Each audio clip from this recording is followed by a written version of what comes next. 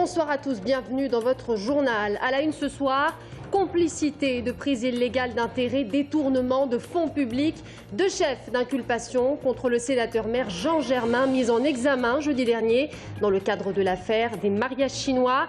Édition spéciale ce soir, à suivre juste après ce journal. L'interview de Maître Dominique Tricot, l'avocat de Jean Germain pour TV Tour Val-de-Loire. Dominique Tricot, invité de la rédaction. À 6 mois des élections municipales, à qui profite la mise en examen du maire? Le challenger Serge Babary refuse toute récupération politique. Mais vous le verrez, ses colistiers ne partagent pas le même avis. Est-ce une stratégie? On décrypte tout cela pour vous ce soir. Et puis nous terminerons ce journal par du sport et la défaite du Tour FC face à Auxerre 4-0. Le Tour FC redescend donc du podium à la 4e place en attendant la rencontre entre Brest et Troyes. On écoutera aussi Alexandre Dujeu, l'entraîneur adjoint du Tour FC. Bonsoir à tous. Complicité de prise illégale d'intérêts, détournement de fonds publics, deux chefs d'inculpation contre le sénateur-maire socialiste Jean Germain, mis en examen jeudi dernier dans le cadre de l'affaire dite des mariages chinois, plus précisément des conditions de leur organisation. Le détail avec Aurélie Renaud. Complicité de prise illégale d'intérêts et détournement de fonds publics.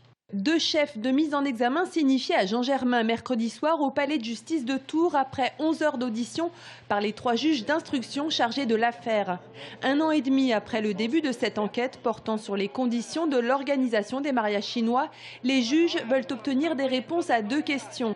Jean Germain était-il au courant des agissements de Lisanne, l'organisatrice des mariages, et s'il savait, l'a-t-il laissé faire? Nous avions demandé qu'il soit entendu. Il était logique qu'il puisse répondre à un certain nombre d'accusations. Il y a totalement répondu et nous considérons qu'aucun des éléments qui est nécessaire pour une mise en examen n'est réuni. Dans cette affaire, Lisanne avait été mise en examen il y a 11 mois, notamment pour escroquerie.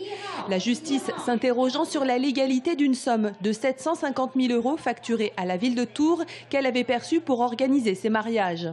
On n'attendait pas ça pour avancer, on va continuer à travailler. En revanche, ce qui la choque particulièrement, c'est d'entendre, enfin plutôt de lire qu'elle aurait été une manipulatrice et que la dernière victime de ces manipulations serait le juge d'instruction.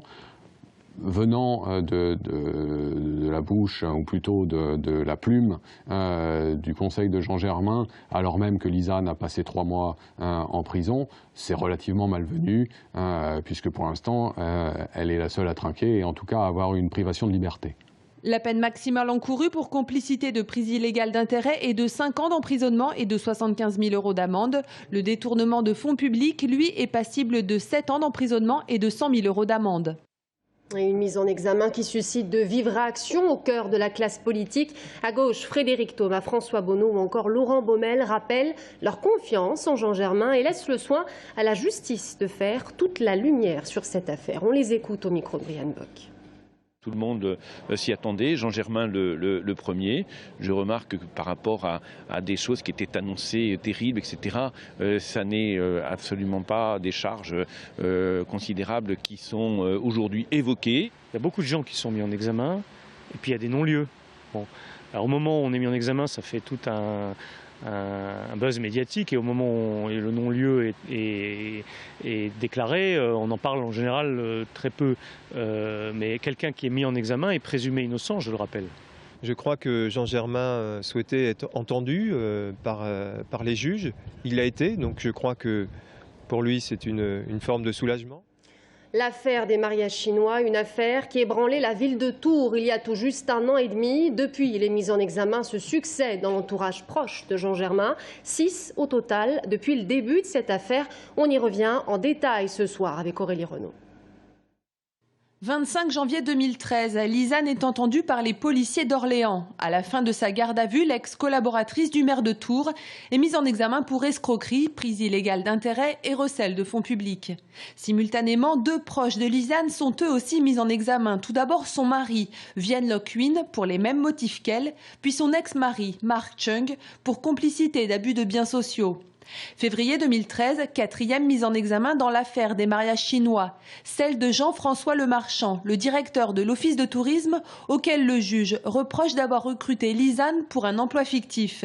Lisanne, qui en novembre 2011 avait quitté le cabinet du maire de Tours pour rejoindre la société publique de Tours Val-de-Loire Tourisme pour s'occuper du développement du marché asiatique. Mai 2013, cette fois, c'est l'homme de confiance de Jean Germain qui est mis en examen. Il s'agit de François Lagière, son directeur de cabinet. Une mise en examen pour prise illégale d'intérêt et complicité d'escroquerie. Dernier rebondissement dans cette affaire, jeudi soir à 19h15, on apprend la mise en examen de Jean Germain pour complicité de prise illégale d'intérêt et détournement de fonds publics. Et le sort politique du maire de Tours se jouera dans les urnes dans 6 mois à l'occasion des élections municipales. Qu'en disent les Tourangeaux? Cette affaire peut-elle entacher l'avenir politique de Jean Germain? Écoutez plutôt. Et les gens tiennent compte de la façon dont leur ville est gérée, des choses comme ça, plus que les aléas politiques du jour. On est dans une spirale quand même d'affaires qui depuis pas mal d'années déjà entache un peu la vie politique et emmerde un peu le citoyen, les bons citoyens que nous sommes. Pour moi, c'est quelque chose d'assez important dans la mesure où c'est notre maire et on se demande ce qu'il y a derrière. Et bon, la justice est là aussi pour essayer de trouver des réponses à ces questions. Les gens vont aussi regarder le bilan, ce qui a été fait dans la ville de Tours depuis les dernières années, quoi. Il va y avoir, je pense, une majorité de gens qui vont quand même focaliser là-dessus, en attendant le verdict. Et oui, je pense que ça va lui être préjudiciable.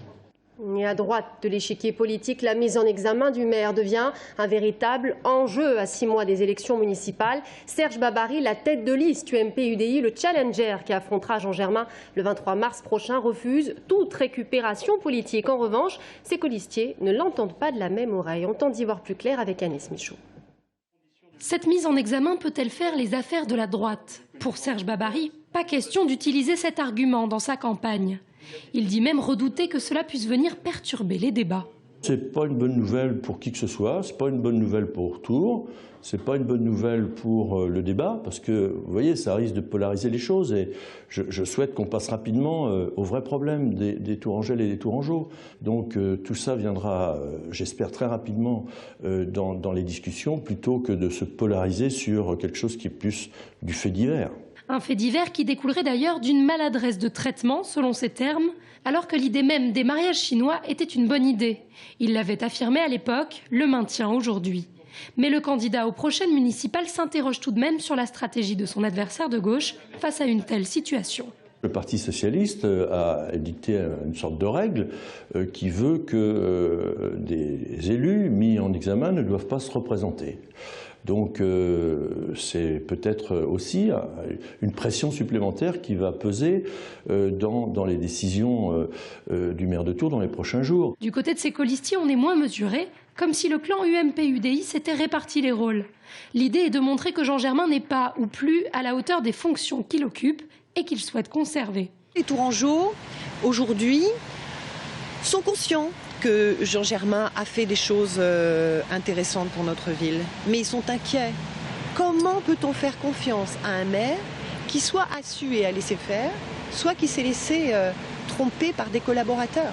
Je crois que les électeurs, ils vont avoir à se positionner sur quelque chose de simple. Finalement, de quoi parle-t-on quand on parle de Jean Germain? On parle des mariages chinois. Et que reste-t-il de 18 ans de mandat? À travers cette affaire des mariages chinois, on voit qu'il n'y a pas quelque chose à contrebalancer dans un espèce de bilan.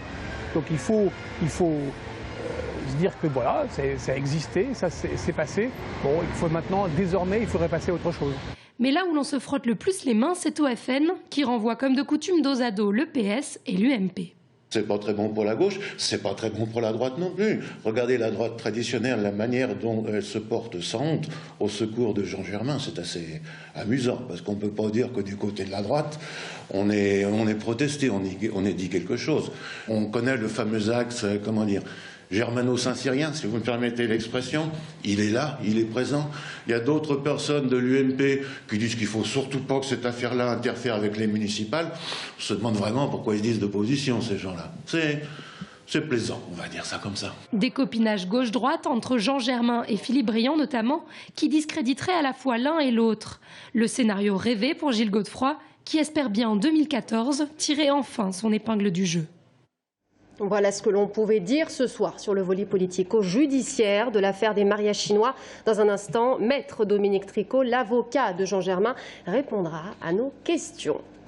L'actualité aujourd'hui, c'est aussi cet accident insolite à Vaigné. Ce matin, le conducteur d'un camion s'endort au volant et percute l'îlot de péage. Cela s'est produit sur l'A85 dans le sens Vierzon-Tours. Heureusement, aucun blessé n'est à déplorer. Les salariés de Fagor-Brand défileront dans les rues de Vendôme demain après-midi dans le Loir-et-Cher. Après avoir rencontré le ministre du redressement productif Arnaud Montebourg à Bercy ce matin, le syndicat CGT du site de Vendôme appelle ses 218 salariés à se mobiliser ainsi que les habitants de la commune. Je rappelle que le groupe d'électroménager emploie 1870 personnes en France. 4 usines sont aujourd'hui menacées de fermeture. À Sorigny, l'entreprise TLD posait sa première pierre sur Isopark cet après-midi en présence de François Bonneau, Jean Germain et Frédéric Thomas. L'entreprise basée à Montlouis-sur-Loire avait reçu, vous le souvenez, le premier prix national de l'innovation industrielle pour son Taxibot, un tracteur d'avion écolo nouvelle génération. Jusqu'à 150 postes pourraient être créés sur ce nouveau site. Nous y reviendrons plus en détail demain soir. On passe à l'actualité sportive. L'ADA s'est imposée face à Saint-Brieuc ce week-end. Le score 78-57. Un match facile pour nos Blésois qui se retrouvent 9e du classement de National 1. Le prochain match ce sera à Lourdes samedi 20h. Et puis le capitaine de l'équipe Pierre Brochard et Florian Thibedor, arrière de l'équipe, sont les invités de Bastien Mathieu dans le journal des sports ce soir à 19h15 puis 20h15 sur TV Tour Val-de-Loire. En bref, le TVB lui est sorti triomphant de son match face à Saint-Nazaire, 3-7-2. Les Tourangeaux sont fin prêts pour partir à la conquête de l'Europe affronter Ljubljana. En revanche, c'est une défaite pour le Tour FC face à Auxerre, 4-0. Le Tour FC redescend donc du podium à la 4e place. En attendant la rencontre entre Brest et Troyes, je vous propose d'écouter Alexandre Dujeu, l'entraîneur adjoint du Tour FC. On sait que dans ce métier, il faut du caractère. Quand tout va bien, c'est toujours facile de revenir sur les buts, sur les résultats, tout va bien. Quand il y a une défaite comme ça assez lourde, voilà, on va voir si on a du caractère. Je pense qu'on en a. Maintenant, il faudra le démontrer dans les semaines qui viennent. Et il est aussi, donc vous le voyez, l'invité de Bastien Mathieu dans le brief débrief. Pour retrouver l'intégralité de cette interview, eh bien, ce sera mercredi soir à 19h15 puis à 20h15 sur TV Tour Val-de-Loire. Le prochain match pour le Tour FC, ce sera à Créteil vendredi soir au stade du Vauchel. Voilà, c'est la fin de ce journal. Merci à tous de nous avoir suivis. Dans un instant, l'invité de la rédaction, Maître Dominique Tricot, l'avocat de Jean Germain. À tout de suite.